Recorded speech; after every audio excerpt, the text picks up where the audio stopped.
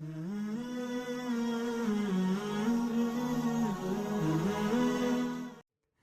subhanahu wa ta'ala tells us in the Quran, وَلَا يَغْتَبْ بَعْضُكُمْ بَعْضًا, that some of you should not backbite others. You shouldn't talk about other people behind their backs. Allah subhanahu wa ta'ala commands us in the Quran, اتَّقُوا اللَّهَ وَقُولُوا قَوْلًا سَدِيدًا, develop God consciousness and only speak good things, say good things. The Prophet ﷺ says, مَنْ كَانَ يُؤْمِنُ بِاللَّهِ وَالْيَوْمِ الْآخِرِ فَلْيَقُلْ خَيْرًا أَوْ لَيَصْمُتْ, that whosoever believes in God and the last day should say good things or rather remain quiet. The Prophet of Allah ﷺ tells us that Allah subhanahu wa ta'ala says that somebody who abstains from food and water but then doesn't control what they're saying, he doesn't watch what they're saying, but they go about backbiting and talking about other people behind their backs and mocking other people, then Allah has no need for that person to starve themselves and deprive themselves from food and water and drink.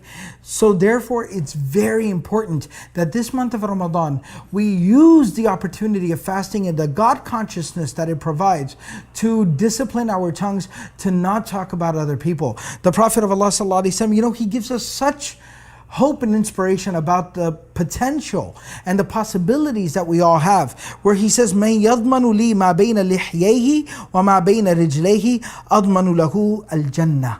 The Prophet ﷺ says, whosoever can give me, can guarantee to me that they will be careful about their tongue and about their modesty, about their decency, they won't engage in any type of wrong sexual activity, they can be careful about what they say and how they conduct themselves sexually. The Prophet ﷺ says, I give that person the guarantee of paradise.